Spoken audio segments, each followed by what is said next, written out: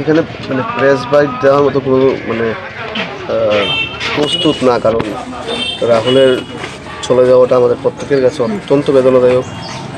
রাহুল আমাদের খুব একনিষ্ঠ কার্যকর্তা ছিল, ব্যক্তিগতভাবে আমার ছোটো ভাইয়ের মতো সম্পর্ক ছিল।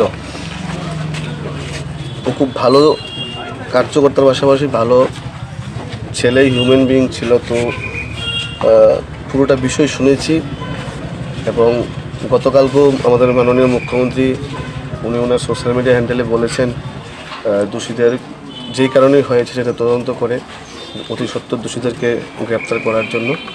তো আমিও বলবো মুখ্যমন্ত্রীর নির্দেশ অনুযায়ী প্রশাসন যেন কাজ করে এবং প্রশাসনের উচ্চস্তরের যারা আছে ওনাদের সঙ্গে কথা বলবো। রাজ্য সভাপতির সঙ্গে আমার কথা হয়েছে এবং মাননীয় মুখ্যমন্ত্রীর সঙ্গে আমি এই বিষয়ে কথা বলবো এবং আপনাদের মাধ্যমে প্রত্যেকটা যুবকের কাছে আমি অনুরোধ করব নিজেকে আরও শক্ত রাখতে হবে। অনেক পরিস্থিতি ভালো খারাপ আমাদের আসতে পারে, কিন্তু নিজেদেরকে আমাদের শক্ত রাখতে হবে। আর কিছু বলার মতো পজিশনে আমি নেই। দাদা, একটা জিনিস, 24 ঘন্টা অতিক্রান্ত হয়ে গেছে, এখন পর্যন্ত আসামি কোনো একজনও অ্যারেস্ট করা হয়নি।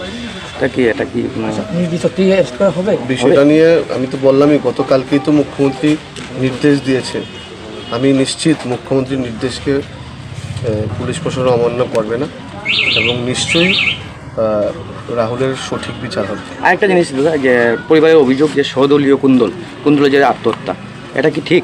বিষয়টা নিয়ে পরে কথা বলবো।